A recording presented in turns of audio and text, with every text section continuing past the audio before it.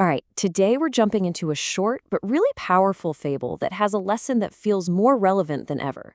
It's the story of a moss, a tree, and the ridiculously high price of confusing your ego with your actual existence.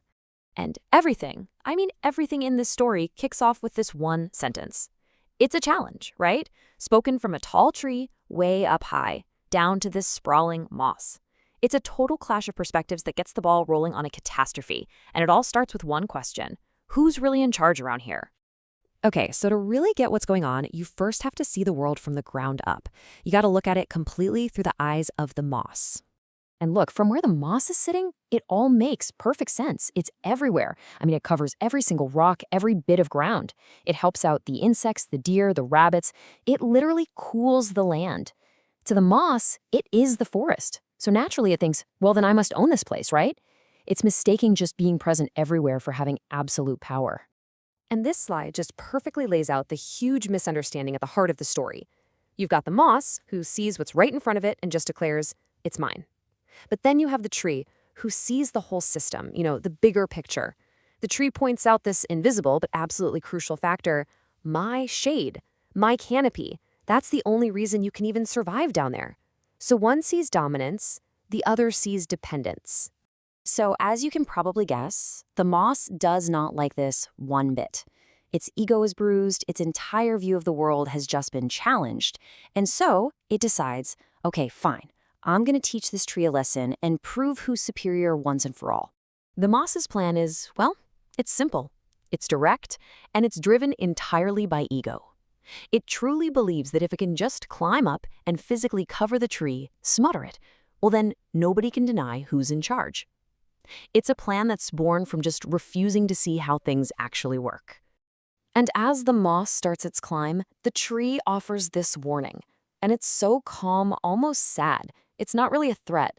It's just a statement of fact.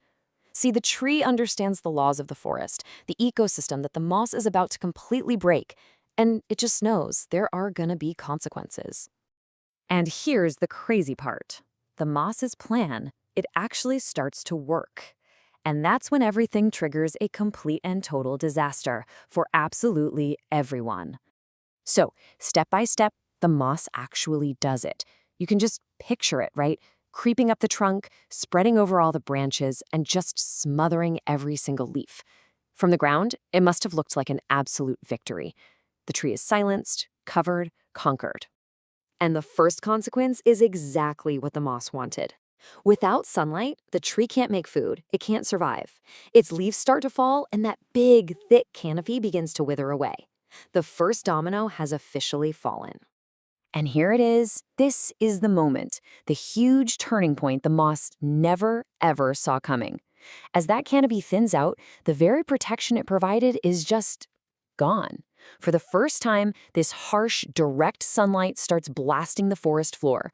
The entire environment has been fundamentally changed. So here's the incredible irony, right? In its quest to destroy the tree that gave it shade, the moss destroyed the very shade that allowed it to exist in the first place. That huge green carpet that it was so proud of, it starts to shrivel, dry up, and die. It literally cut off the branch it was sitting on. This concept, a Pyrrhic victory, it perfectly defines what's happening to the moss. It's when you win the battle, but the cost of winning is so massive that you've basically lost the war. Even as it's clinging to that dying tree, thinking it's won, it has already sealed its own doom. So they're both locked in this shared spiral of doom. The tree and the moss just continue to dry out. And eventually, the weakened tree just gives way and comes crashing down to the ground. So the moss celebrates. It did it. It brought down the giant. It proved its point. It won. But, did it? Let's take a closer look at this so-called victory. Yeah, not so much. The reality is absolutely devastating. With the canopy gone, the moss's whole world is scorched. It doesn't cover the forest anymore. In fact, the only place it can survive now is in this tiny patch of shade cast by the trunk of the very enemy it just destroyed. Its kingdom is now just a little hiding spot. So, as the moss is sitting there in the ruins of its win, probably regretting everything, it hears a faint voice.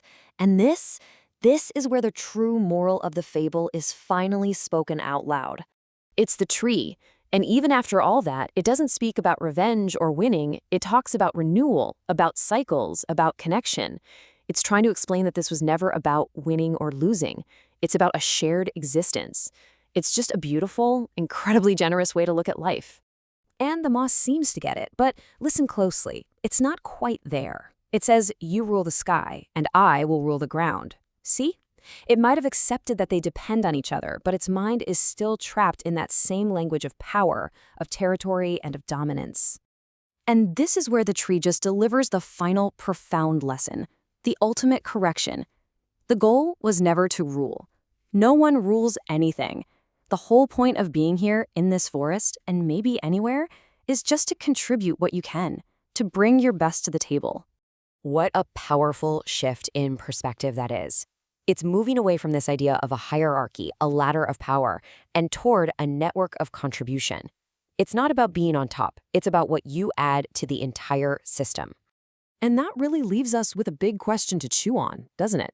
In our jobs, in our communities, even in global politics, how often do we act like the moss, so focused on winning, on asserting dominance, that we end up damaging the very systems that support all of us? It's definitely something worth thinking about.